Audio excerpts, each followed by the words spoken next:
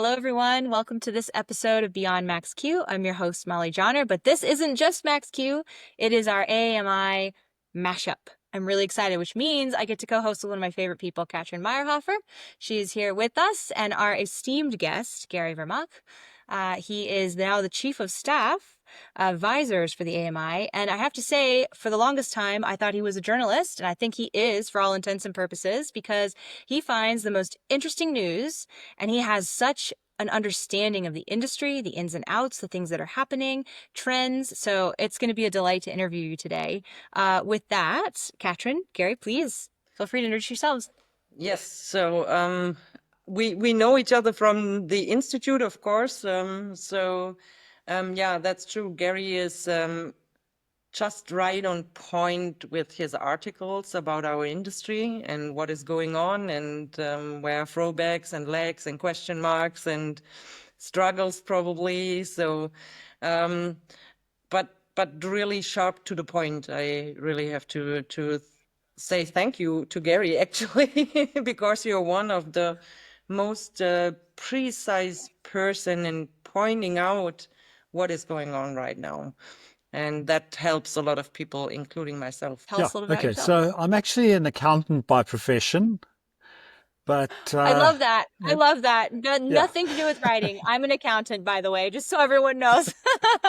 yeah. But I have my original degree was in economics, so I think that gives you a bit of a more flair for writing than accounting, which is numbers, of course. Until you do your first annual financial statements and you end up writing a book, almost for the annual report. So, explaining everything. But yeah, my interest in aviation started when I was 5 years old. Well, almost 5 years old. I actually flew by myself on one of the first Boeing 737s. So that shows how old I am, between Port Elizabeth, where I was born, and Durban. To visit my grandmother. So I got packed off and sent to visit Granny while Mom went to England to cover the last Springbok tour of England, just before, sort of sanctions took hold in 1969.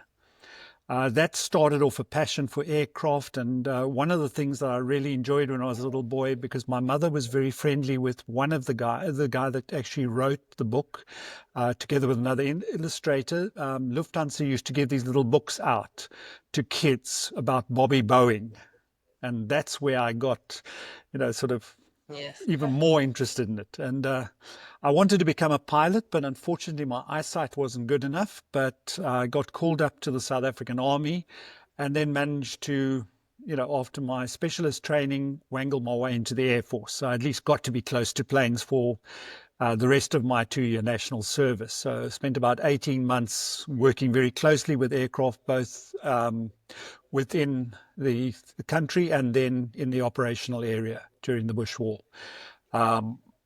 Loved the fact that I could go for rides on helicopters, DC-3 Dakotas, C-130 Hercules and C-160 Transals. It was absolutely, for any young man, that was a great way if you're a nav geek like me.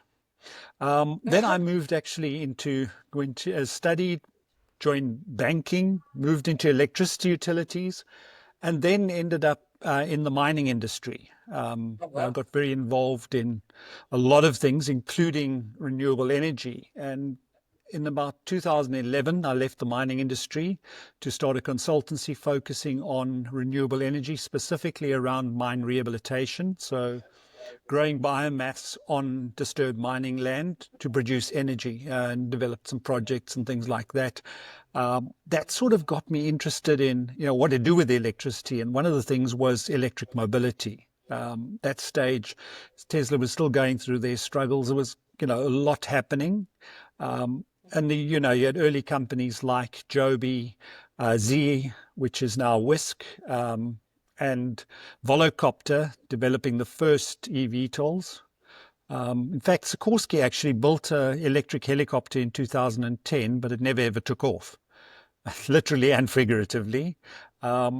And things sort of developed. In about 2015, I really got very interested in, the whole electric aviation or as we like to call it, Aviation 3.0. So it's the third era of aviation, piston, jet, and now electric. Exciting stuff. And effectively, that kicked off in 2020 when the Pipistrel Velis Electro was type certified by the EASA, even though it was only as LSA. And then we had a little bit of a lull until EANG got their type certification in October 2023. And then late last year, the RX-4E got its type certification also in China as the first general aviation aircraft to be type certified. So we are making progress, and it's great to see that. I know a lot of the focus is on passenger eVTOLs, which is getting all the money, but there's a lot more happening that, and people aren't really aware, especially when it comes to the small little eVTOLs, those little drones that are starting to deliver your packages, that have been delivering medicines, vaccines, and all of that in Africa. And what was fascinating to me to find out the other day was that the first BFLOS drone flight was actually in Canada in 2009 by a company called In-Flight Data. They're also one of the first to get, normal operating permission in Canada, specifically to fly BFLOS flights.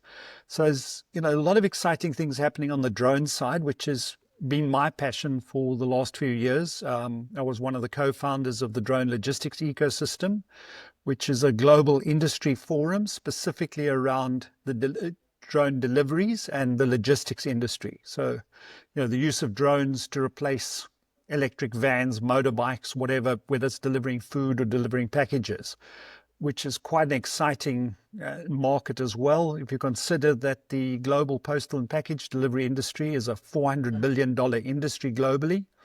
The food delivery industry, and we don't actually think about that, but that's actually a $150 billion industry, whether it's motorbikes or scooters delivering your food, cars, whatever. But we're seeing now a lot of exciting things happening with Wing, with Manna drone delivery in Ireland, to actually, start replacing these delivery bike drivers. And, quite frankly, it's probably the most dangerous job on the road, no matter where in the world you are. People just don't see motorbikes and scooters, and, these guys have a tough time. And then in London now, there's been a spate of, what they're called bike jackings, whatever you want to call it, where these guys are being knocked off the road and their bikes stolen. So, there's definitely great opportunities for a safer, more efficient, and as Manna has shown, more cost-effective way. Manna is actually using one drone to deliver 8 packages, or whether it's coffee or donuts, small stuff, still pizzas, things like that, per hour with one drone. Now, I mean, there's no way that anybody on a motorbike can do that. And he's lucky if he can get 2, maybe 3 deliveries done in that hour, whereas the drone is now doing up to 8. So it's very exciting times, and I think, things are just going to get more and more exciting. People complain about the progress we're making in terms of type certification and that, but, that's life in the aerospace industry.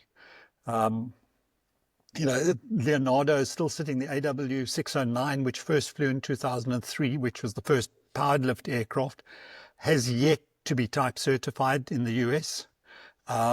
Even the Bell 525 Relentless, which is a fly-by-wire helicopter, the first commercial helicopter with fly-by-wire, has yet to be type certified, and that's now this year 10 years since their first flight. So don't expect any miracles, in terms of type certification. It's a long, tedious, laborious process. And, if you look, even the EANG 216S took almost 3 years in China to type certify. And everybody says, the Chinese government are putting all the effort behind it. They're facilitating, making it possible. But even there, 3 years is a long time as well. which is normally about the industry norm for a general aviation aircraft or a helicopter. That was fantastic. That was like an amazing monologue right there of just like the history and where it's going. Katrin, I'm sure you have a lot of questions. Yeah, I have a bunch of questions actually. When you first of all, you said you're an accountant and you're going by figures. I think that's one of the most important parts in our industry right now, to know your numbers and your calculations and assumptions for developing vehicles. Especially as we have so many startups in this area, right? So they should know these numbers and have a person like you actually guiding them through, because sometimes the engineers don't do numbers, right? They do technology. so Yeah, so you need a true. backup for it, who understands still the technology, by the way, because this is how it works. You need to understand why they need the money and what for, or is there another possibility, right, to go cheaper with a lower value or whatever.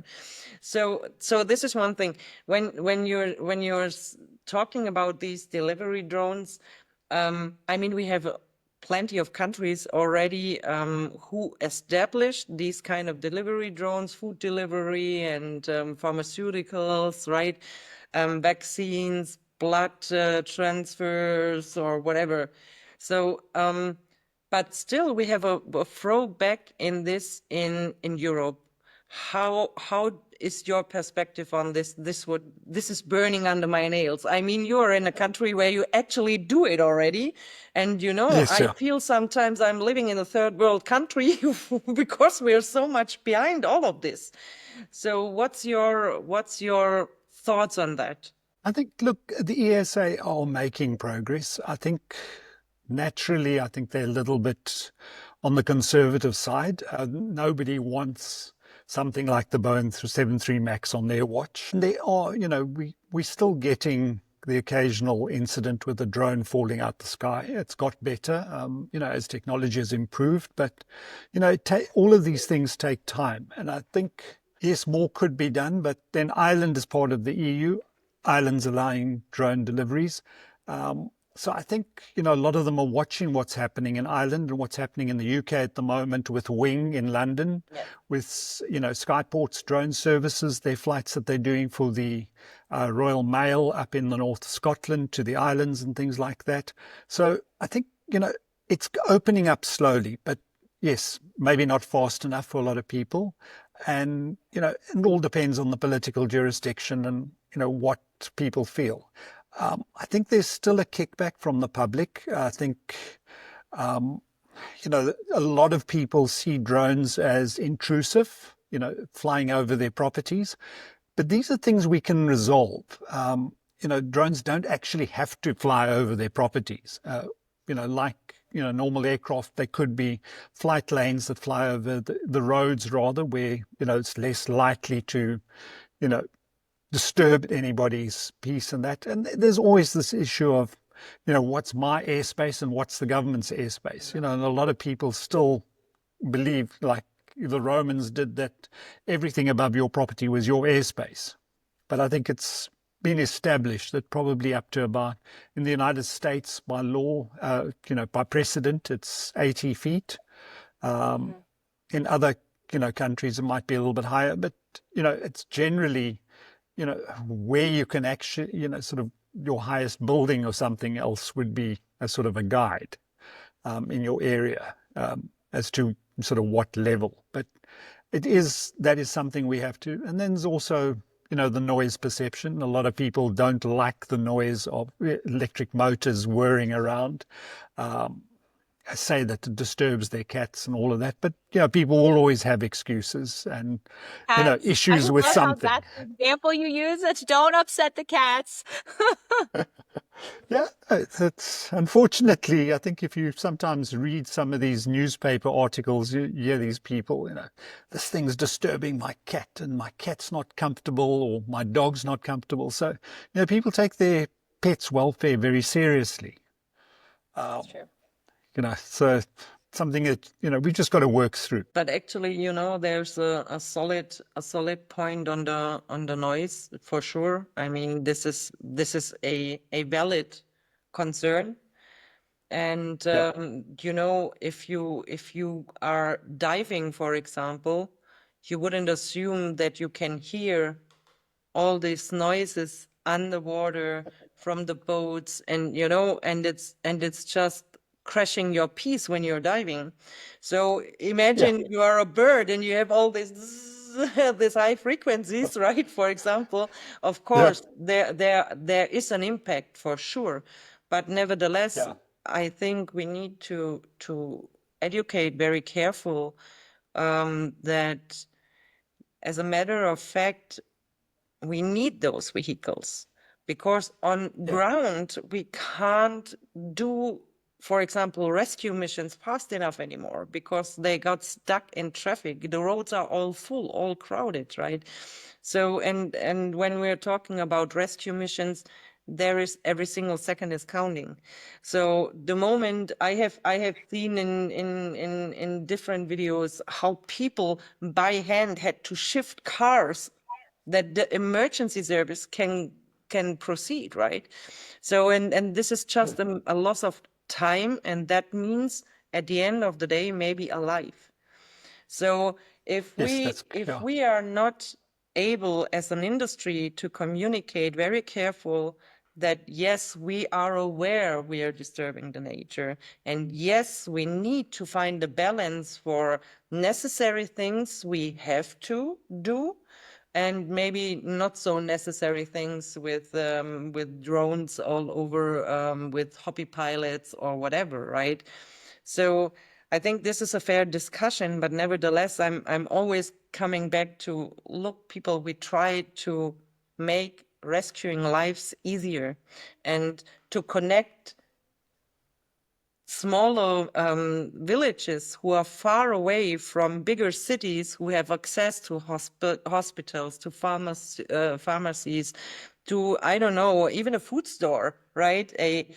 I mean, some regions are so far away from like everything, so that these people have a real benefit of it. And there are probably not so much birds disturbed by 1 or 2 delivery drones per day. So I think we need to very careful communicate this, because I understand the concern. I do understand the concern, but I also see the real benefit for the human beings. And we have to counterbalance the need of operations we really have to do and what is just for the fun factor, right? So we need to differentiate probably. Well, the birds have actually been striking back. There's been a number of incidents where crows and ravens and even eagles have They attacked got mad. drones. So, Yes, they yeah. got So, mad. the birds will let you know if there's a problem. But I think, it's very important to understand that humanitarian benefit of drones. I mean, if you look at Africa, in Central Africa, particularly DRC and places like that, you're looking at, to travel 100 miles in the rainy season can take you a day. Now, with a drone, it's literally an hour and you've delivered, a box of vaccines to kids that really need it. You've brought back blood samples to verify whether there's Ebola in an area so that, you can move in quickly. And, we've even seen, even helicopters. I mean, the last big hurricane on the east coast of the US, it's a Helene, I think, the use of, private helicopters to get food, get nappies, get baby milk, to people. And that's really what, we've got to focus on, is the value add of, eVTOLs, whether it's a small little drone, whether it's a big one, or any aircraft, is that ability. I mean, there's some great work being done at the moment in the UK by a company called Nuncats, Yeah. specifically converting the Zenith CH750, which is really a bush plane. They use them everywhere in the world, from Alaska to Africa. Cheap, sort of reliable, short takeoff and landing as well. Converting those to electric, makes such a big difference. The ability to, if you have to fly a patient out on a stretcher, from a remote location, whether it's a mine, whether it's a small village somewhere. And, those type of things we've got to highlight as, the industry, to say, look, this is the, where the value is. And I mean, I once had a conversation via LinkedIn with somebody from Wing in Australia where they were doing the pilots. And I said, why aren't you guys focusing on the value to society? No, but, don't worry, that comes later. Meanwhile, we had Zipline and, Swoop, now Kite, and Wingcopter actually flying, medical supplies into the remotest parts of Africa and bringing back, blood samples, whatever, doing all of these things already, which actually I think opened the way to a large extent for drone deliveries in developed countries and in our cities. People saw, how is it that somebody in Rwanda, in a little remote village, can get their medicines, so quickly, but I'm living here in Germany and, I'm in a little village somewhere and, I've got to wait until the post office delivers it or courier comes and delivers it. It's valid questions, and people, need to be asking that, why can't I get that kind of service? If somebody in a remote part of the world, whether it's Patagonia or Alaska, can get this type of thing, why can't we in the developing world do it? Yeah, I totally agree. Well, I kind of, while we have you, I kind of want to understand where you think we're headed in the next 5 to 6 years, especially because I know trends are going to be a big part of the global forum that you're helping run for the Advanced Air Mobility Institute. So I would love to just get a sneak peek of some of the things that are going to be talked about there, and then kind of your thoughts on what does this industry look like in 5 or even 10 years? I think if I look at it, I think we've sort of reached a tipping point now.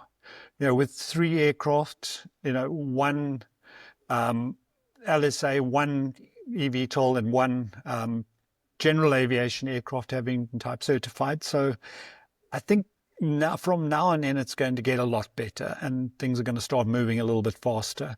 There's a lot of exciting projects going on, in all phases of that. If you look at what they call extreme eSTOL, which is very, very short runways. We've got Electra with the EL9 in the United States. We've got Beta Technologies, who've been demonstrating now in Europe, and also flew into JFK to demonstrate their eCTOL aircraft. Beta are pretty well advanced in terms of working towards their production certificate and their type certificate for their eCTOL aircraft.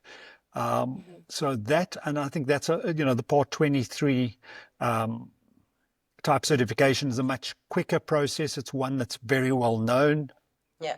And very, reasonably simple to verify compared to something more complex. When you're talking about a new configuration of aircraft, which, quite frankly, the only non-helicopter that has ever been type certified was the Avian 2180, now the Arc Aerosystems Pegasus, and that was in Canada in 1968. And that was, and then the first, multicopter ever to be type certified was the EHang 216S, only recently. So, it's a very different world for regulators. I think it's a very different world for, the industry itself, aerospace industry. So it takes time. On the other hand, you can turn around and say, but, the Boeing Bell V-22 Osprey was taken into service in 2007. But that's for military operations, and there are a lot of differences. They have their own type certification process, or what they call it, military operational certificate, or whatever they give the aircraft. But, it is different, and there are different considerations to take into account. So, things are starting to happen. But I think the biggest problem for eVTOLs is, just looking at, sort of the major or the leading programs at the moment. You've got, after EHang, you've got Volocopter with another multicopter. You've got Autoflight, you've got Beta, I think TCAB and Aerofuture, they all lift plus cruise. And then you've got the tilt rotors or combinations of tilt rotors that you've got. So you've got quite a large spectrum. So it's not like a helicopter where, generally a light helicopter is single engine, single rotor with a tail rotor, everybody knows how it works, everything. So it does take time, both from a regulation point of view, plus, from the actual producer to actually get this thing right. And there's so many variants, so it's very difficult to actually, type certificate for this regulator to start issuing type certificates because, effectively, we're talking about a minimum of 3 different new categories of aircraft. They're not helicopters. Exactly. There might be a rotorcraft if you look at a multicopter. Multicopter is effectively by definition a rotorcraft. But you've got 2 different types of powered lift aircraft. You've got your vectored thrust and then you've got your lift plus cruise. So it's a lot of things for them to get their minds around. Yeah. So it's all very well, like for example, for Brazil, I think it'll be a lot easier because the Embraer is a lift plus cruise. There's nothing else that they're doing. For the UK, it's really at the moment just the vertical aerospace vectored thrust. But in the United States, out of the 3 leaders, assuming Beta, reactivate the eVTOL version again, their plan is to do the eVTOL first. You've got 2 vectored thrust and 1 lift plus cruise that have got to be type certified. So assuming Beta carries on, then it's effectively they've got 2 vector thrust aircraft they've got to approve before Supernal and Embraer Eve is sort of halfway in between both. I'm not sure where they're going to do their initial certification.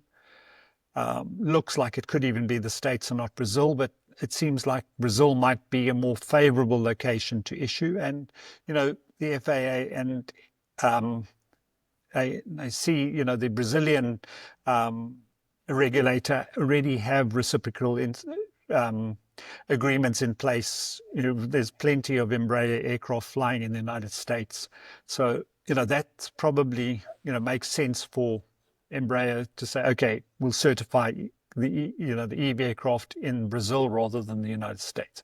But still, if you look at the Joby S4 and the Archer Midnight, there are significant differences between the 2 aircraft. Joby is all tilt rotor, where they've got a combination, whereas Archer's got a combination of tilt rotor and, fixed vertical rotors as well. So it's quite a interesting area, but one that's very complex for everybody, especially the regulator. Yeah, I'm sure. But I think there's some good news there with, Trump's latest bill where he's, enforcing the opportunity to do pilot programs and, trying to push to get some traction as well, putting pressure on the FAA. But then the FAA has its own issues. They've been hard hit by the Department of Government Expenditure, all of those things that happened. Doge, They for all still don't those have that don't know, the appointed, yeah, straight. Yeah, so it's not an easy one for staff. They've had a bit of turnover, things like that, and so it's going to take a while. Hopefully now the sort of impetus is there now to get things sorted in the United States and move forward with type certification of not only eVTOLs but also eCTOLs and eSTOLs. Yeah, and people underestimate this regulatory process actually, because lately I had a discussion. Somebody asked me, why couldn't Lilium easily certify? They have canard wings, right? And I said, yeah, but they have no lift over because it's full of rotors. Where shall the lift come from? I mean, it's like there's literally no wing existing anymore, right? So sure, it's a new type of certification you need to find here as a regulator. You just can't compare apple and pears all the time. That's just not working in our industry because there are real differences in it.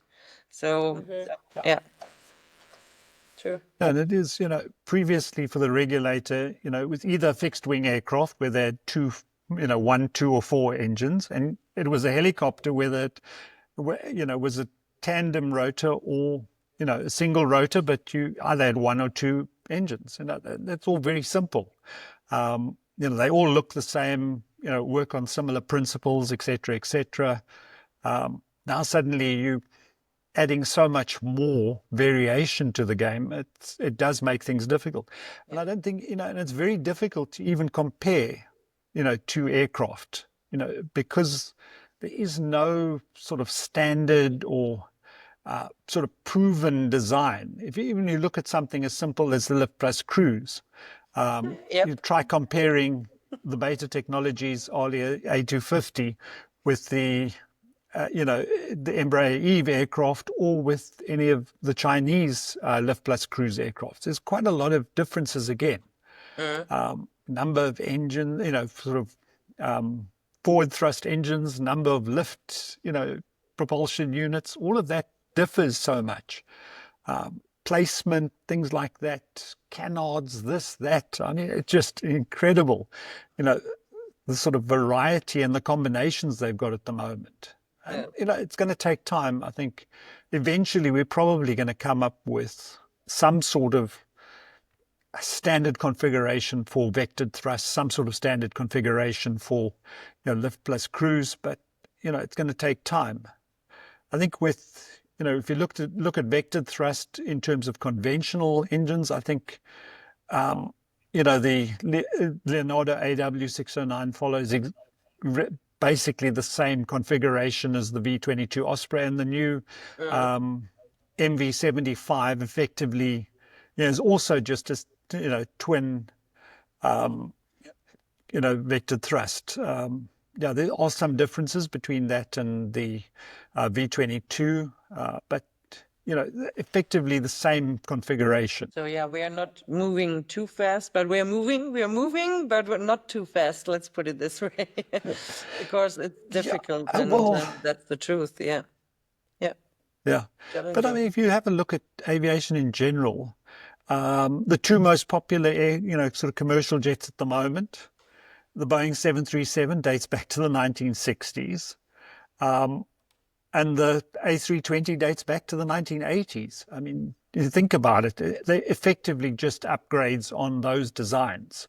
You couldn't really, if you park a 737 MAX next to a 737-100 or 200, you can spot the differences. But, if you look at the diameter of the fuselage, all of that, all the same, just longer and better engines. But things take time. Everybody's been promising a replacement for the Boeing 737 and the A320 probably for the last 10 years, and we're not anywhere close to that. Somehow I feel like our industry was in deep sleep modus for the last 20 to 30 years. That's a good way to put it. I like that. Innovation anymore. So now we are waking up out of our winter sleep, and this is so slowly we're just all waking up and moving forward. But I love that. I think we experienced the same thing at the beginning of the jet age. Suddenly there was a massive change. Okay, a lot of it was brought on by World War II and the development of things like the Messerschmitt 262, and I think it was 169, and the Gloucester Meteor. Suddenly, things boomed. There was a radical change. And I think electrification is bringing a radical change. I think to a lesser extent, autonomous flight, because, we've been slowly but surely automating aircraft since 1912 when we got the first autopilot. So, that's been happening. We had a massive technological boom in the 1960s, similar to what we're having in the 2020s when, they came up with aircraft like the 737, the 747, the A300, the Concorde. I mean, that was, similar sort of, let's call it, jumps in technology. And then, as happened, things sort of slowly but surely sort of died down, particularly, after, I think, the A320 and the 170, 190, 195, I think were really, and to some, and then also maybe the Airbus A320, the old Bombardier CS 100, 200. Those were sort of the most modern, sort of aircraft we've come up with, but really just effectively the same design or the same configuration. They look very similar. You've got to be an expert to tell the difference. Look at the windows in the cockpit. That's the way most of the aviation enthusiasts tell the differences, looking at the window placements. Boeing has one way, Airbus has another. Yeah. And the But door we design. haven't Exactly. seen. Yeah. Yeah, but I think we're Well, also seeing, and it's not just electric. We're seeing things like the blended wing designs coming in now. yes. Although blended wings, date back to the Hortons and Jack Northrop in World War II. Now suddenly we're seeing a resurgence of that. We saw it in the military with, the stealth bombers and things like that. But now we're seeing it coming into civil aviation.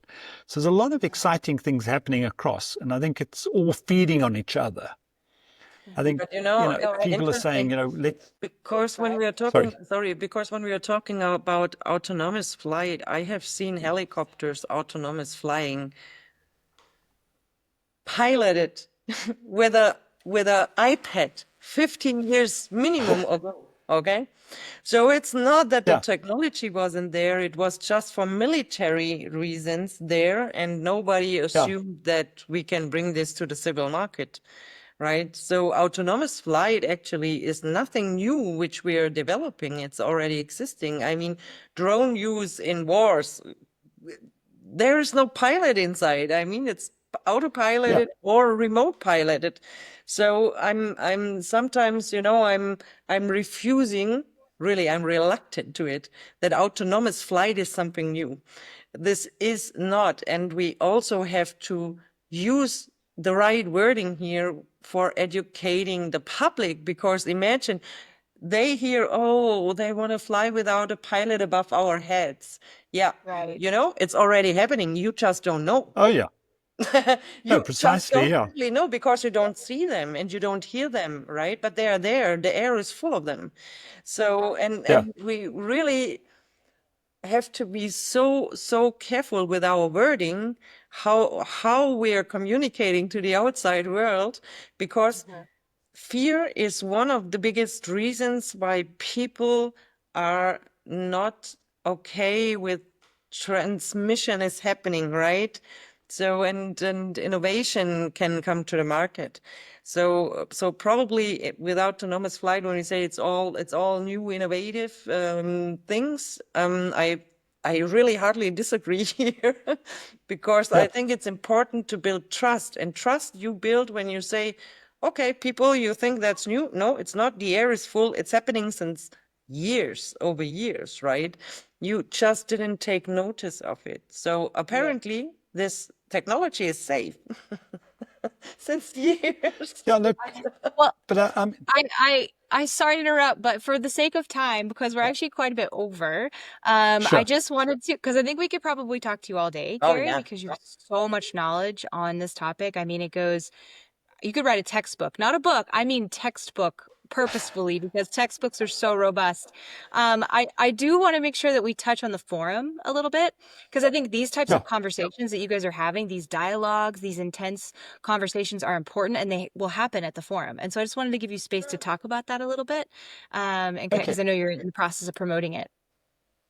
Right. So we have the Global Forum coming up at the end of July, which is really a chance to bring everybody together, virtually, of course. Yeah, I think it's almost impossible and probably would be bad for the environment if they all flew into Boston for that. But we're bringing together, I think last count was over 70 country liaisons will be presenting at the forum, giving an overview of what's happening in each of their countries. And there's a lot happening that most of us aren't even aware of.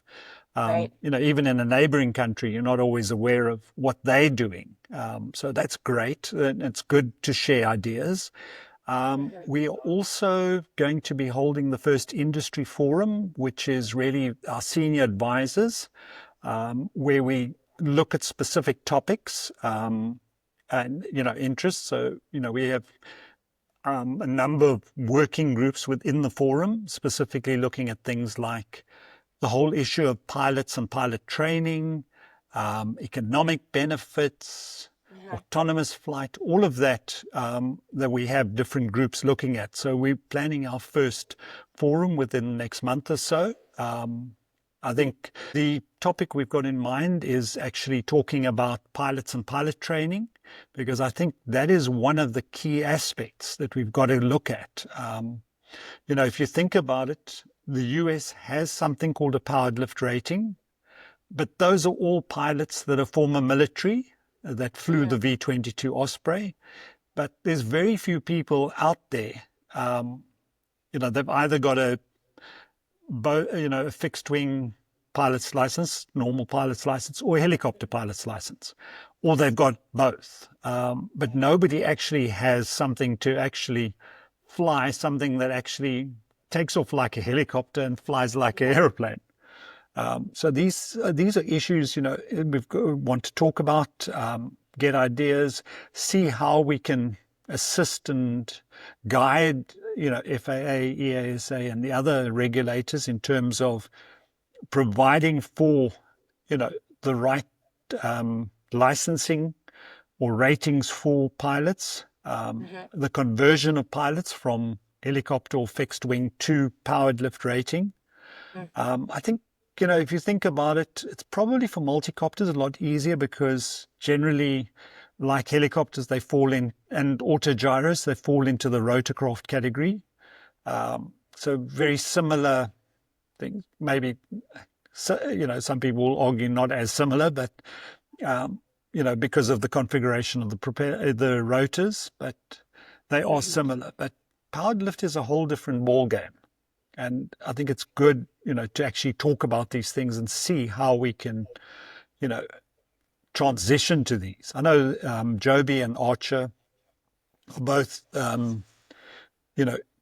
leading the way in terms of setting up training academies, but I think it's still early days as well for them. And the forum is free, correct? So people can join, they can register. I wanted to call that out. Obviously, there are also sponsorships for companies that are interested in sponsoring. Yes. Oh. And I want to make sure we throw that out there. Support the Institute if you can. That is an exciting event. I think, everybody enjoys air racing, whether it's the Reno, now Roswell air races that are happening in September. The now sadly defunct Red Bull air racing. Although we're seeing quite a few attempts now to set up eVTOL flying car racing, as they like to call it, specifically, in Australia. We're seeing a lot of that coming up to the fore. But I think the air race is really about getting back to the principles of the Pulitzer Prize race, last of which was held in 1925. So we're going to be resurrecting that, but now for electric. Those days, it was the early days of flying, and really it's almost the heydays of flying post, all the development that happened in the First World War. And then suddenly that just spurred on. I mean, people were talking about potentially flying between continents across the Atlantic. There was a lot happening at that stage, and great interest from the public. And I think that's what we really want to do, is get the public excited about the idea of electric aircraft. There's been some exciting developments, like the Rolls-Royce Axel that set a speed record, that beat the Extra by a significant margin. But that's one form of racing. But I think, sort of true old style racing, from point to point, some sort of handicap system, really get people interested and, let people actually see electric aircraft flying. Yes, this is exciting. I know Katrin will be there. So you guys need to sign up. I'm just doing a call to action to the audience. If you're watching this, you're going to hear amazing conversations. You can hear Gary speak. You can hear Katrin speak. There's going to be great things happening there. So please check out the Institute and the forum. I want to support them as much as possible. And this is the MaxQ mashup with the forum. And so we're trying to support them as much as possible because there's tremendous work being done by founders and startups and brilliant minds like the two that I've been joined with today, who are trying to solve these problems and focus on what's best for humanity, not just, hey, I want to build this cool thing and make a lot of money, but how do I impact society in the most important of ways? And you heard that, a little bit of that here. You'll hear more of it at the Global Forum. So with that, I want to thank both of you very much for being a part of this podcast and for doing all the good work that you do. And thank you for your time. Thank you, Molly. Thank you too, Gary. Molly. It was really a pleasure to be here.